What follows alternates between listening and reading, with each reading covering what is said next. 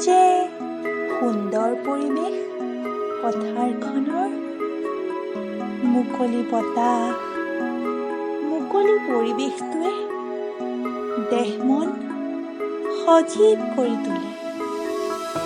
গছৰ ডালত চৰাইবোৰৰ শুৱলা মাতবোৰে মনটো প্ৰফুল্লিত কৰি তোলে। কৃষকৰ দুহাতৰ পৰশ পাই পথাৰখন গাভৰুজনী হৈ পৰে।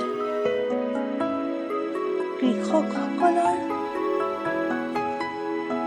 অশেষ শ্ৰমৰ বলত গোটেই পথাৰখন ধানেৰে সোণোৱালী হৈ পৰে। পুখুৰীৰ মাছবোৰে আনন্দত জঁপিয়াই নাচি ফুৰে। আঘোণ অহাৰ লগে লগেই কৃষকসকলৰ দুয়োঠত হেঁপাহৰ হাঁহি বিৰিঙি উঠে।